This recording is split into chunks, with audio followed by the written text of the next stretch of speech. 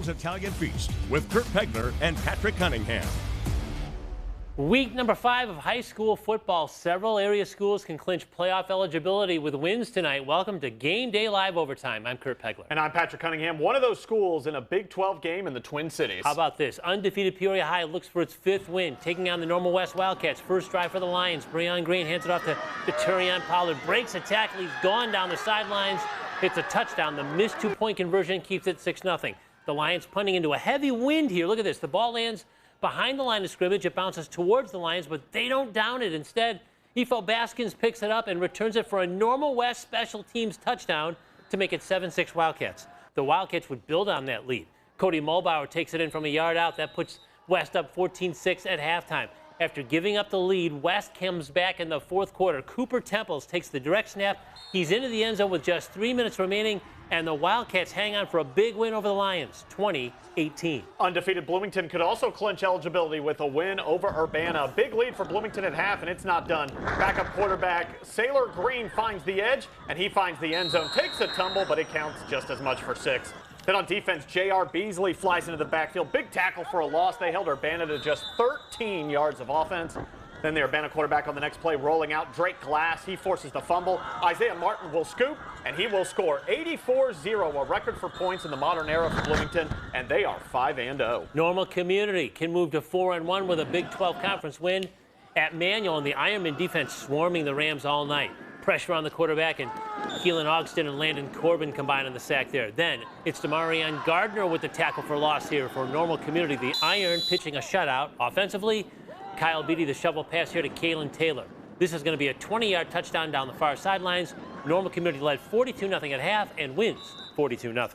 Notre Dame goes for its 3rd straight win. The Irish at Centennial. The Irish running it. Who's got it? Who's got it? Lawson Alwyn's got it, and he's in the end zone. Touchdown PNT. Going for 2. This time it's a fake handoff, and Ben Mullins is going to keep it and score in the rain down there. Big points here. Centennial is going to try to go for it on 4th down. They're at the 5-yard line of the Irish. They could win the game here, but the Notre Dame defense gets a stop with 1:46 to play. They take it over on downs. They win a big game, 28-21. Richwood's at home against Champaign Central. The Knights, they're going to stuff this running play in the backfield. Great gang tackle here all over the running back. Farfield Leo, he's fired up. They shut down the passing game as well. This was a defensive battle. Maroons roll out right. Darius Gilmore and Jaleel Booker there to break it up. The Richwood's able to go deep on their first possession. Bryce Hopkins to Ace Hawks, 45 yards out for the touchdown. Unfortunately, that's their only one of the game as the Knights fall 9-8. To the Middle Illini, Dunlap hosting undefeated East Peoria. Already up 8-0 in the first, they add to it. John Bargan finds the big fella, Max Sutter, over the middle, wide open. He wins this foot race to the end zone, 57-yard touchdown. And how about this? A great celebration with a fan in the back of the end zone. You got to love that. It was a windy night at Eagle Stadium as well. That didn't stop a Bargain keeper setting up Jackson Oldham from 9 yards out. Fights through a defender to score, and he wants everyone to know he came to eat tonight, and he would keep on feasting. Next drive, he's bouncing off tacklers for a 5-yard score. Referee says he is in. It's all Dunlap tonight, 38-7. Pekin and Morton both hoping to bounce back from some tough Week 4 losses. We pick up in the 3rd quarter. Dragons used a run-heavy approach. They give it here to Landon Erxleben. Walks into the end zone, gives them a 21-11 advantage. 4th quarter, Morton trying to get something going on offense. Quarterback Isaac Davis decides to take it himself, makes some defenders miss, and he is gone. Cuts the deficit 21-18. Then some more tough running by the Dragons. Jackson Trailer here puts his head down, trucks the Morton defender, and he eventually gets brought down. Pekin wins a close one, 27-24. Washington hosting Jeff Schmeider and Limestone. The Panthers score on their first possession. Senior Hunter Reed up the middle here. He's going to shake off a tackler, come to the near sidelines. This is a 32-yard touchdown for a 7-0 lead. After Noah Bell recovers a Limestone fumble, it's Hunter Reed again. He gets his name called. He's going to work the right side of that line. He scores on the other side. On the ground again, it's all Washington, 42-0. They beat the Rockets. Canton and Metamora playing in a Mid-Illini Conference matchup at Malone Field. Tie score 8-8 2nd quarter, 4th and 1 for Metamora. Quarterback Stephen Petrie gets the first down, runs through a tackler, drags him into the end zone for the touchdown. Good Metamora D here. Brad Shaw and Evan Kyle combine on the tackle for the loss here. That helps set up Another Metamora score. Jadon Cranford through some traffic, bounces to the near sideline, and he's going to slide into the end zone here. 36-22, Redbirds beat the Little Giants. To the Central State 8, U-High at State Powerhouse Rochester. First half, Alec Whalen shakes a defender, rolls out right, fires into the back of the end zone, finds A.J. Holden just in bounds there to make it 7-6.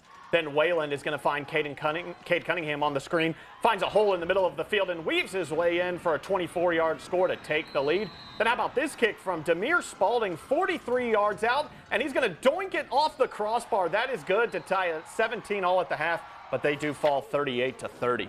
What a great small school matchup tonight. Unbeaten Farmington and undefeated Elmwood Brimfield. They are tied for the Lincoln Trail Prairie Land Conference lead. Yeah, game at Elmwood where there was a long line just to get in. Great rivalry matchup here, and Farmington quarterback Lane Wheelwright had a night. Throws a long one to an open Jack Ronwald behind the defense. This is a 49-yard scoring play for the first points of the game.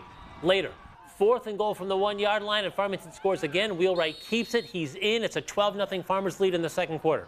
Wheelwright throws for 287 yards and 5 touchdowns.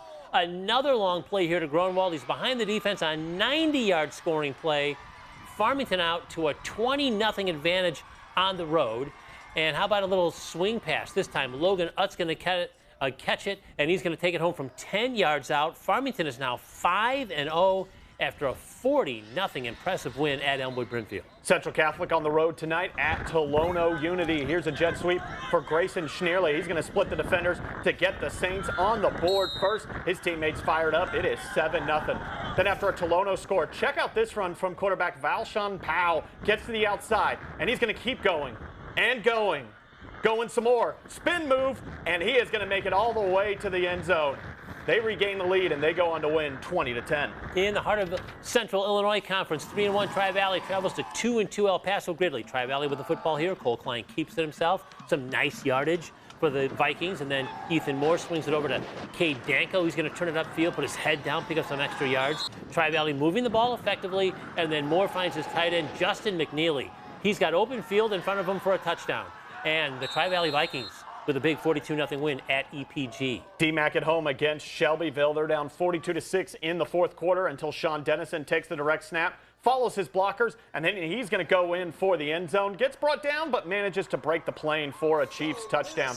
On the 2-point attempt, another direct snap, this time to Max Eccles. He gets stuck behind a few blockers, pushes his way, and finds his way in for 2. But Shelbyville takes this one 48-14. Hayworth playing at Gibson City, Melvin Sibley, and this is Hayworth receiving a kick. Braden Leish scoops it up. Look at this. Nice return to put the Hornets in favorable field position. And how about this connection? Parker Bell airs it out. Lucas Rutledge on the receiving end of a terrific catch for the Hornets, but a win for GCMS tonight, 38-12. Undefeated Olympia on the road in Williamsville, and Williamsville's facing a 4th down at midfield. The Spartans D comes up with a big stop. And now the Spartans are on offense here. A great fake on the keeper. He even fooled our camera.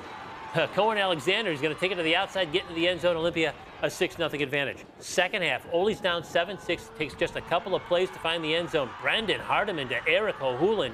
59-yard scoring play for a 12-7 Olympia lead, but Williamsville hands Ole its first loss, 27-12. Let's take a look at some rest of the games from around the area. That first one was a big one. 4-0 Eureka against 4-0 Clinton. The Hornets get the win 19-14. Ridgeview Lexington getting a 48-6 win over Tremont in the heart of Central Illinois Conference. Then Leroy, big winners again tonight, 57-7 over Tuscola. And then how about this, an 8-man football, Peoria Heights winning at home tonight over Galva, 20-14. Congrats to them, their first win of the season. And then Fieldcrest falling at home, 21-0.